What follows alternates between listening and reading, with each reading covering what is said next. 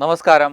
പുതിയൊരു വീഡിയോ ക്ലാസ്സിലേക്ക് എല്ലാവർക്കും സ്വാഗതം. ഇന്നത്തെ ക്ലാസ്സിൽ നമ്മൾ ഡിസ്കസ് ചെയ്യാൻ പോകുന്നത് ജ്യോതിശാസ്ത്രം എന്ന് പറയുന്ന ഒരു മേഖലയുമായി ബന്ധപ്പെട്ട കാര്യങ്ങളാണ് നമ്മൾ ഇന്നത്തെ ക്ലാസ്സിൽ ഡിസ്കസ് ചെയ്യാൻ പോകുന്നത്.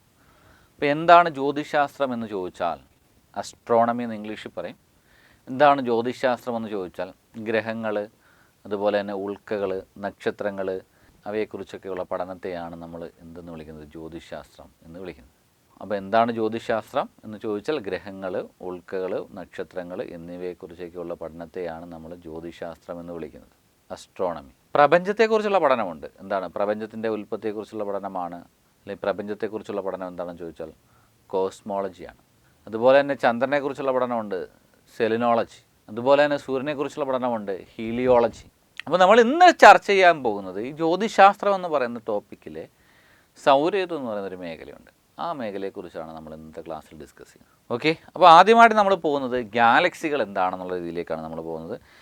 നക്ഷത്രങ്ങളുടെ കൂട്ടത്തെയാണ് നമ്മൾ എന്തെന്ന് വിളിക്കുന്നത്, ഗാലക്സി എന്ന് വിളിക്കുന്നത്. ക്ഷീരപഥം എന്ന ഗാലക്സിയാണ് നമ്മുടെ സൗരയൂഥം ഉൾപ്പെടുന്നത്. അപ്പോൾ നമ്മുടെ സൗരയൂഥം ഉൾപ്പെടുന്ന ഗാലക്സി ഏതാണെന്ന് ചോദിച്ചാൽ ഏതാണ്, മിൽക്കി വേ. അല്ലെങ്കിൽ നമ്മുടെ സൂര്യൻ ഉൾപ്പെടുന്ന ഗാലക്സി അല്ലെങ്കിൽ ഭൂമി ഉൾപ്പെടുന്ന ഗാലക്സി ഏതാണെന്ന് ചോദിച്ചാൽ ഏതാണ്, മിൽക്കി വേ ഗാലക്സിയാണ്. മിൽക്കി വേ ഗാലക്സി അല്ലെങ്കിൽ ക്ഷീരപഥ ഗാലക്സിയെ പുരാതന കാലത്ത് ഭാരതീയർ വിളിച്ചിരുന്ന പേരാണ് ആകാശഗംഗ എന്നാണ് വിളിക്കുന്നത്. എന്താ വിളിക്കുന്നത്, ആകാശഗംഗ എന്നും പറഞ്ഞാണ് വിളിക്കുന്നത്. അപ്പോൾ സൗരയൂഥവുമായി ബന്ധപ്പെട്ട് വേറെ ഒന്ന് രണ്ട് പ്രധാനപ്പെട്ട കാര്യങ്ങൾ, അതിലേക്ക് നമ്മൾ പോകാം. ക്ഷീരപഥത്തിൽ സൗരയൂഥം ഉൾപ്പെടുന്ന ഭാഗം അറിയപ്പെടുന്നത് ഓറിയോൺ ആം എന്നാണ് അറിയപ്പെടുന്നത്. അപ്പോൾ നമുക്കറിയാം പ്രപഞ്ചത്തിൻ്റെ കേന്ദ്രം സൂര്യനാണെന്ന് പറയുന്നൊരു വാദമുണ്ട്. അതുപോലെ പ്രപഞ്ചത്തിൻ്റെ കേന്ദ്രം ഭൂമിയാണെന്ന് പറയുന്നൊരു വാദമുണ്ട്. അതാണ് സൗരയൂഥ സിദ്ധാന്തം എന്ന് വെച്ചാൽ ഹീലിയോ സെൻട്രിസം തിയറി അല്ലെങ്കിൽ സൗരകേന്ദ്രവാദ സിദ്ധാന്തം അവതരിപ്പിച്ചത് കോപ്പർനിക്കസ് ആണ്.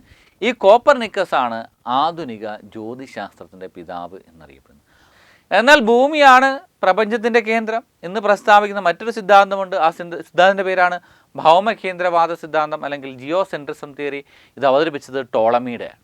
അവതരിപ്പിച്ച ആരാണെന്ന് ചോദിച്ചാൽ ടോളമിയാണ്. എന്നാൽ ജോഹാനസ് കെപ്ലർ എന്ന് പറയുന്നൊരു വ്യക്തിയുണ്ട്. അദ്ദേഹമാണ് ഗ്രഹചലന സിദ്ധാന്തം, ആകാശത്തിലെ നിയമജ്ഞൻ എന്നൊക്കെ അറിയപ്പെടുന്ന ജോഹാനസ് കെപ്ലറിനെയാണ്. ഇദ്ദേഹമാണ് ഗ്രഹചലന സിദ്ധാന്തം, പ്ലാനറ്ററി മോഷൻ തിയറി അവതരിപ്പിക്കുന്നത്. ഒരു പ്രധാനപ്പെട്ട ഒരു ചോദ്യമുണ്ട്, അന്താരാഷ്ട്ര ജ്യോതിശാസ്ത്ര വർഷം എന്നാണെന്ന് ചോദിച്ചാൽ 2009 ആണ്. നമുക്കറിയാം ആദ്യമായി വാന നിരീക്ഷണം നടത്തിയ ആരാണ്, ഗലീലിയോ ആണ്. ഗലീലിയോ ആദ്യമായി വാന നിരീക്ഷണം നടത്തിയത് 1609 ആണ്. 1609 എന്ത് ഗലീലിയോ ആദ്യമായി വാന നിരീക്ഷണം നടത്തുന്നത്. അതിൻ്റെ 400ാമത്തെ വാർഷികമാണ് 2009. ആ 2009 എന്ത് അന്താരാഷ്ട്ര ജ്യോതിശാസ്ത്ര വർഷമായിട്ട് ആചരിക്കുന്നത്. അതുപോലെ തന്നെ ആൽബർട്ട് ഐൻസ്റ്റീൻ എന്ന് പറയുന്ന വ്യക്തി 1905 വിശിഷ്ട ആപേക്ഷികതാ സിദ്ധാന്തം അവതരിപ്പിക്കുന്നുണ്ട്. അതിൻ്റെ ഓർമ്മയ്ക്കായിട്ടാണ് 2005 അന്താരാഷ്ട്ര ഭൗതികശാസ്ത്ര വർഷമായിട്ട് ആചരിക്കുന്നത്. കെമിസ്ട്രി വർഷം എന്നാണെന്ന് ചോദിച്ചാൽ നമുക്കറിയാം 2011. ഭൗതികശാസ്ത്ര വർഷം 2005, കെമിസ്ട്രി വർഷം എന്ന് പറഞ്ഞാൽ 2011. അപ്പം ക്ഷീരപഥ ഗാലക്സിയെക്കുറിച്ചാണ് നമ്മൾ പോകുന്നത്. ഈ ക്ഷീരപഥ ഗാലക്സിയെ പുരാതന ഭാരതീയർ വിളിച്ചിരുന്ന പേരാണ് ആകാശഗംഗ എന്ന് വിളിച്ചിരിക്കുന്നത്. ഗാലക്സികളിലേക്കുള്ള ദൂരം ആദ്യമായി അളന്നത് സർ എഡ്വിൻ ഹബിൾസ് ആണ്. ആരാണ്, സർ എഡ്വിൻ ഹബിൾ ആണ്. ഗാലക്സികളെ കുറിച്ചിട്ടാണ് നമ്മൾ പറഞ്ഞുകൊണ്ടിരിക്കുന്നത്. ഏറ്റവും വലിയ ഗാലക്സിയാണ് ആൻഡ്രോമീഡ ഗാലക്സി. ഈ ഗാലക്സികൾ തമ്മിലുള്ള ദൂരം അളക്കാൻ വേണ്ടി ഉപയോഗിക്കുന്ന യൂണിറ്റ് ആണ് പാഴ്സെക് എന്ന് വിളിക്കുന്നത്. ഒരു പാഴ്സെക് എന്ന് പറഞ്ഞാൽ 3.26 ലൈറ്റ് ഇയർ ആണ്. 3.26 പ്രകാശവർഷമാണ്. എന്താണ് പ്രകാശവർഷം ചോദിച്ചാൽ, പ്രകാശം ഒരു വർഷം കൊണ്ട് സഞ്ചരിക്കുന്ന ദൂരത്തെയാണ് നമ്മൾ പ്രകാശവർഷം എന്ന് വിളിക്കുന്നത്. ഓക്കെ, അതുപോലെ തന്നെ ഒരു മൃഗത്തിൻ്റെയോ ഒരു വസ്തുവിൻ്റെയോ ആകൃതിയിൽ കാണപ്പെടുന്ന നക്ഷത്ര കൂട്ടങ്ങളെ വിളിക്കുന്ന പേരാണ് കോൺസ്റ്റലേഷനുകൾ എന്ന് അറിയപ്പെടുന്നത്. എന്താണ് കോൺസ്റ്റലേഷനുകൾ എന്നറിയപ്പെടും. ഏറ്റവും വലിയ കോൺസ്റ്റലേഷൻ ചോദിച്ചാൽ ഏതാണ്, ഹൈഡ്രയാണ്. ഏറ്റവും ചെറിയ കോൺസ്റ്റലേഷൻ ഏതാണെന്ന് ചോദിച്ചാൽ ക്രക്സ് ആണ്. അതുപോലെ തന്നെ മറ്റൊരു പ്രധാനപ്പെട്ട ചോദ്യമാണ്, ഗാലക്സികളുടെ കൂട്ടത്തെ വിളിക്കുന്ന പേരാണ് ക്ലസ്റ്ററുകൾ എന്ന് വിളിക്കുന്നത്. അപ്പോൾ നമ്മൾ പറഞ്ഞു ഗാലക്സികൾ ചേർന്ന കൂട്ടത്തെയാണ് നമ്മൾ ക്ലസ്റ്ററുകൾ എന്ന് വിളിക്കുന്നത്.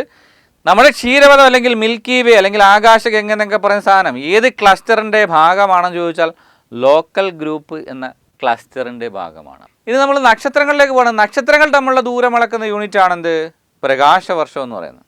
അപ്പോൾ നക്ഷത്രങ്ങളെക്കുറിച്ച് പറയുമ്പോൾ ഏറ്റവും വലിയ നക്ഷത്രം ഏതാണെന്ന് ചോദിച്ചാൽ VY കാനിസ് മെജോറിസ് ആണ്. PSC ഉത്തരപ്രകാരമാണ് VY കാനിസ് മെജോറിസ് എന്ന് പറയുന്നത്. എന്നാൽ ഇതിൻ്റെ യഥാർത്ഥ ഉത്തരം UYQT എന്ന് പറയുന്ന ഒരു നക്ഷത്രമാണ്. നമുക്കറിയാം.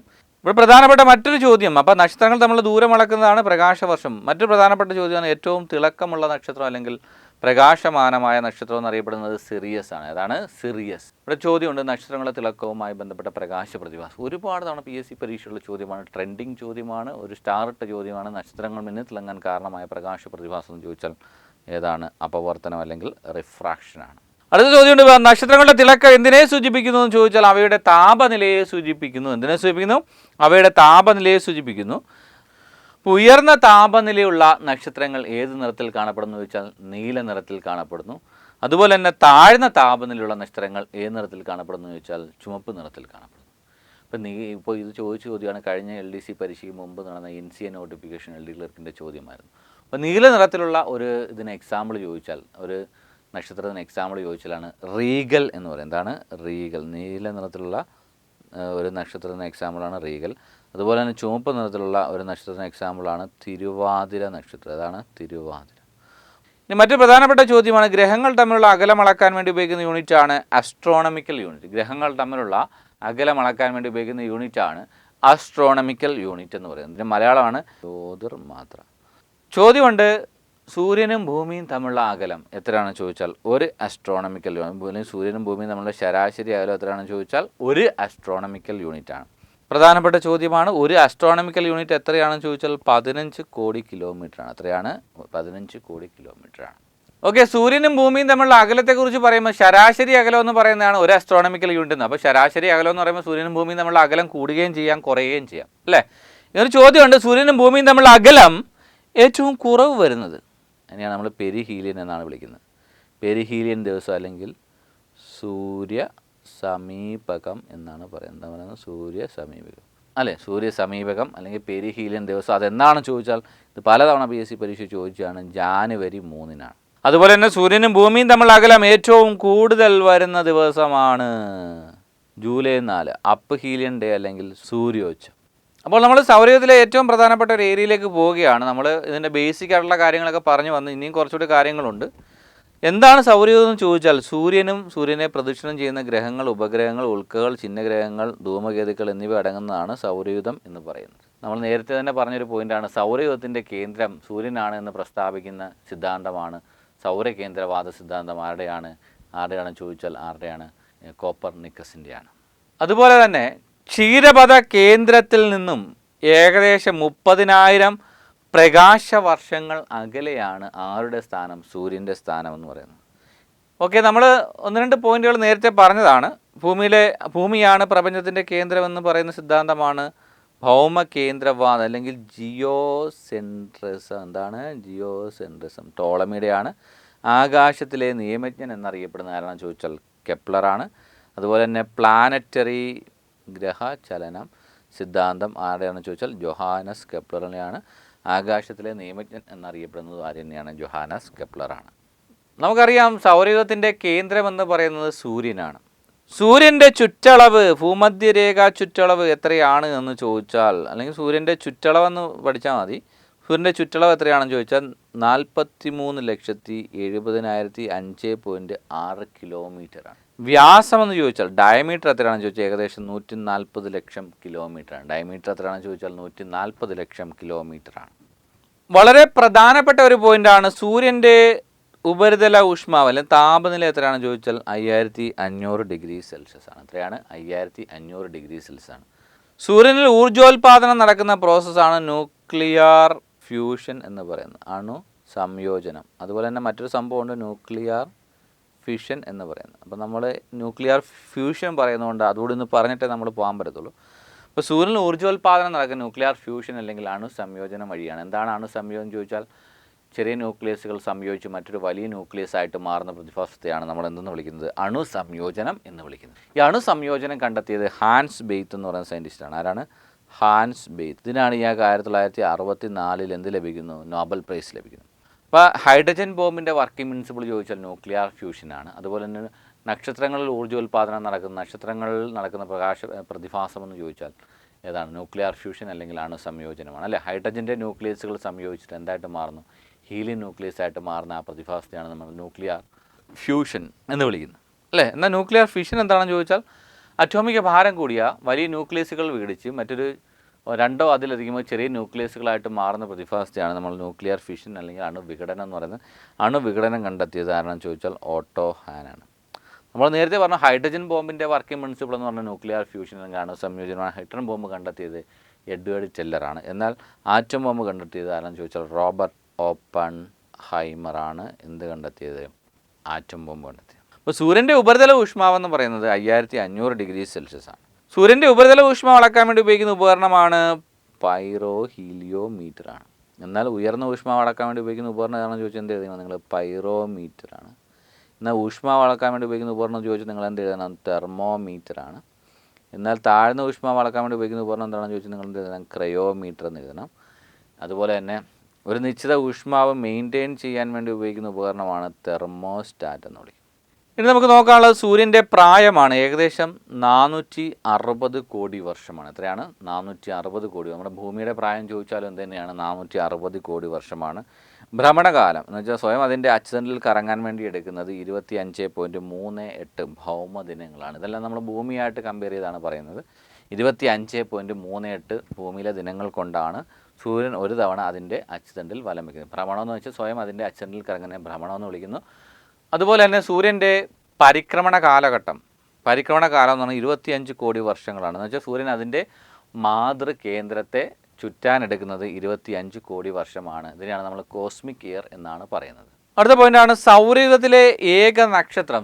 പ്രധാനപ്പെട്ട ചോദ്യമുണ്ട്, ഭൂമിയോട് ഏറ്റവും അടുത്ത് സ്ഥിതി ചെയ്യുന്ന നക്ഷത്രം എന്ന് ചോദിച്ചാൽ ഏതാണ്? സൂര്യനാണ്. എന്നാൽ മറ്റൊരു പ്രധാനപ്പെട്ട ചോദ്യമാണ്, സൂര്യനോട് ഏറ്റവും അടുത്ത് സ്ഥിതി ചെയ്യുന്ന നക്ഷത്രമാണ് പ്രോക്സിമ സെഞ്ചുറി. അതാണ് സൗരയൂഥത്തിലെ ഏറ്റവും വലിയ ഗോളം സൂര്യനാണ്. സൗരയൂഥത്തിലെ ഊർജ്ജ കേന്ദ്രം എന്നറിയപ്പെടുന്നത് സൂര്യനാണ്. പകൽ സമയത്ത് ഭൂമിയിൽ നിന്നും കാണാൻ കഴിയുന്ന ഏക നക്ഷത്രം ഏതാണെന്ന് ചോദിച്ചാലും ഇത് തന്നെയാണ്, സൂര്യനാണ്. അടുത്ത സൂര്യനിൽ നിന്നും ഭൂമിയിലേക്കുള്ള അകലം എത്രയാണെന്ന് ചോദിച്ചാൽ 15 കോടി കിലോമീറ്റർ ആണ്. അല്ലെങ്കിൽ ഏകദേശം 150 ദശലക്ഷം കിലോമീറ്റർ ആണ്. 15 കോടി കിലോമീറ്റർ ആണ് സൂര്യനിൽ നിന്നും ഭൂമിയിലേക്കുള്ളതെന്ന് വെച്ചാൽ 1 ആസ്ട്രോണമിക്കൽ യൂണിറ്റ് എന്നാണ് നമ്മൾ പറയുന്നത്. നമ്മൾ സൗരത്തിൻ്റെ പിണ്ഡത്തിൻ്റെ 99% പിണ്ഡവും എന്താണ്? സൂര്യൻ്റെ പിണ്ഡമാണ് കേട്ടോ. 99% സൂര്യൻ്റെ പിണ്ഡമാണ്. അതുകൊണ്ട് പ്രധാനപ്പെട്ട ചോദ്യമാണ്, സൂര്യനിൽ ദ്രവ്യം മാറ്റർ ചെയ്യുന്നത് പ്ലാസ്മാവസ്ഥയിലാണ്. ഏതാണ്? പ്ലാസ്മാവസ്ഥയിലാണ്. ദ്രവ്യത്തിൻ്റെ അവസ്ഥകളെക്കുറിച്ച് ഞാനൊന്ന് പറയാം. നമുക്കറിയാം കരം, ദ്രാവകം, വാതകം. 3 അവസ്ഥകൾ എല്ലാവർക്കും അറിയാം. 4ാമത്തെ അവസ്ഥയാണ് പ്ലാസ്മാവസ്ഥ എന്ന് പറയുന്നത്. എന്നാൽ വേറെ കുറച്ച് അവസ്ഥകളൂടെ അതുകൊണ്ട് ജസ്റ്റ് ഒന്ന് മെൻഷൻ ചെയ്തേക്കാം. 5ാമത്തെ അവസ്ഥ ഏതാണെന്ന് PSC ചോദിച്ചിട്ടുണ്ട്. ബോസ് ഐൻസ്റ്റീൻ കണ്ടൻസേറ്റ് ആണ്. 6ാമത്തെ അവസ്ഥയാണ് ഫെർമിയോണിക് കണ്ടൻസേറ്റ്. 7ാമത്തെയാണ് കോർക്ക് ഗ്ലൂവോൺ പ്ലാസ്മ. പുതിയതായിട്ട് കണ്ടെത്തിയ 3 അവസ്ഥകളൂടെ ഉണ്ട്. അതോടെ പറയാം ടൈം ക്രിസ്റ്റൽ. ഏതാണ്? Time crystal, excitonium, Rydberg, polarons. ഇതൊക്കെ പുതിയതായി കണ്ടെത്തിയ ദ്രവ്യത്തിൻ്റെ അവസ്ഥകളാണ്. അപ്പം സൂര്യനിൽ ദ്രവ്യം സ്ഥിതി ചെയ്യുന്ന ഏതവസ്ഥയിലാണെന്ന് ചോദിച്ചാൽ പ്ലാസ്മാവസ്ഥയിലാണ്. പ്ലാസ്മയുടെ ദ്രവ്യത്തിൻ്റെ 4ാമത്തെ അവസ്ഥയാണ് പ്ലാസ്മ. തന്മാത്രകൾ ഏറ്റവും ക്രമരഹിതമായി കാണപ്പെടുന്നത് ഏതാണ്? പ്ലാസ്മാവസ്ഥയിൽ. തന്മാത്രകൾ ഏറ്റവും ക്രമരഹിതമായി കാണപ്പെടുന്ന ദ്രവ്യത്തിൻ്റെ അവസ്ഥയെന്ന് ചോദിച്ചാൽ എന്താണ്? പ്ലാസ്മാവസ്ഥയാണ്.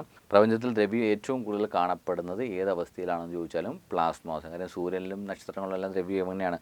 പ്ലാസ്മാവസ്ഥയിലാണ്. അടുത്തൊരു പ്രധാനപ്പെട്ട പോയിന്റാണ്, സൂര്യനിൽ ഏറ്റവും കൂടുതൽ കാണപ്പെടുന്ന മൂലകം ഏതാണെന്ന് ചോദിച്ചാൽ ഹൈഡ്രജനാണ്. നമുക്കറിയാം സൂര്യനിൽ നടക്കുന്ന പ്രകാശ പ്രതിഭാസം അല്ലെങ്കിൽ അവിടെ കിടക്കുന്ന ഫിനോമിനൻ എന്താണെന്ന് ചോദിച്ചാൽ ന്യൂക്ലിയർ ഫ്യൂഷനാണ്. എന്താണ്? ഈ ഹൈഡ്രജൻ്റെ ന്യൂക്ലിയസുകൾ സംയോജിച്ചിട്ട് എന്തായിട്ട് മാറുകയാണ്? ഹീലിയം ന്യൂക്ലിയസ് ആയിട്ട് മാറുകയാണ്. എന്നാൽ സൂര്യനിൽ 2ാം സ്ഥാനത്ത് നിൽക്കുന്ന മൂലകം ഏതാണെന്ന് ചോദിച്ചാൽ സൂര്യനിൽ നടക്കുന്ന ഊർജ്ജ പ്രവർത്തനം നമ്മൾ നേരത്തെ പറഞ്ഞ ന്യൂക്ലിയർ ഫ്യൂഷൻ അല്ലെങ്കിൽ അണുസംയോജനം എന്ന് പറയുന്നതാണ്. നമ്മൾ അതിനെക്കുറിച്ച് ഡീറ്റെയിൽ ആയിട്ട് നമ്മളിപ്പോൾ പറഞ്ഞു കഴിഞ്ഞേ ഉള്ളൂ. അപ്പോൾ അതിനെക്കുറിച്ച് ഡീറ്റെയിൽ ആയിട്ട് ഇനി പറയുന്നില്ല. ഇനി നമ്മൾ സൂര്യൻ്റെ പ്രധാനപ്പെട്ട ഭാഗങ്ങളെക്കുറിച്ച് പറയുകയാണ്.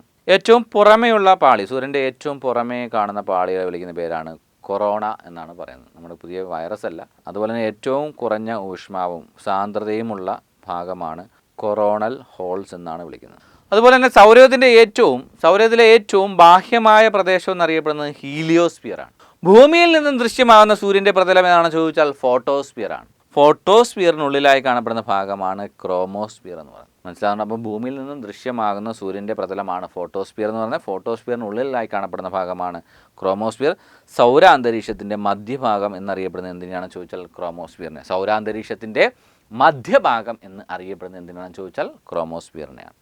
അതുപോലെ തന്നെ ചലിച്ചുകൊണ്ടിരിക്കുന്ന വാതകങ്ങൾ നിറഞ്ഞ ഭാഗം ഏതാണെന്ന് ചോദിച്ചാലും ക്രോമോസ്ഫിയറാണ്. സൂര്യൻ്റെ കേന്ദ്രം, അതിനെയാണ് നമ്മൾ കോർ അല്ലെങ്കിൽ എന്താണ് അകക്കാമ്പെന്നൊക്കെ പറയും അല്ലേ. സൗരോർജ്ജം ഏറ്റവും കൂടുതൽ ഉൽപ്പാദിപ്പിക്കുന്ന ഭാഗമാണ് കോർ എന്ന് പറയുന്നത്. ഇപ്പം നമ്മൾ നേരത്തെ പറഞ്ഞ 1-2 കാര്യമാണ്. ഭൂമി സൂര്യനോട് ഏറ്റവും അകലെ വരുന്ന ദിനമാണ്, അല്ലെങ്കിൽ അടുത്ത് വരുന്ന ദിനം ജനുവരി 3, അകലെ വരുന്ന ദിനം ജൂലൈ 4. നമ്മൾ പറയും പെരിഹീലിയൻ ഡേയും അപ്ഹീലിയൻ ഡേ എന്നൊക്കെ പറഞ്ഞ് ജനുവരി 3 എന്ത് പെരിഹീലിയൻ എന്ന് പറയുന്നത്. ജനുവരി 4-നാണ് അബ്ഹീലിയൻ എന്ന് പറയുന്നത്. സൂര്യപ്രകാശം ഭൂമിയിലേക്ക് എത്താനെടുക്കുന്ന സമയം 8 മിനിറ്റ് 20 സെക്കൻഡ് അല്ലെങ്കിൽ 500 സെക്കൻഡ് എന്നാണ് നമ്മൾ പറയുന്നത്. ഇതാണ് സൂര്യപ്രകാശം ഭൂമിയിലേക്ക് എത്താനെടുക്കുന്ന സമയം. അതുപോലെ തന്നെ ചന്ദ്രനുള്ള പ്രകാശം ഭൂമിയിലേക്ക് എത്താനെടുക്കുന്ന 1.3 സെക്കൻഡാണ്. സൂര്യൻ അതിൻ്റെ മാതൃകേന്ദ്രത്തെ ചുറ്റാനെടുക്കുന്ന അല്ലെങ്കിൽ വലം വയ്ക്കാനെടുക്കുന്ന സമയമാണ് കോസ്മിക് ഇയർ. നമ്മളത് പറഞ്ഞു കഴിഞ്ഞു. ഏകദേശം 250 ദശലക്ഷം അല്ലെങ്കിൽ 225 മുതൽ 250 ദശലക്ഷം വർഷമാണ് ഇതിന് എടുക്കുന്നത്. ഓക്കെ, അപ്പോൾ ഇത്രയും കാര്യങ്ങളാണ് നമ്മുടെ ഈ സൗരയൂഥവുമായി ബന്ധപ്പെട്ട് ബേസിക് കാര്യങ്ങളാണ്. Thank you.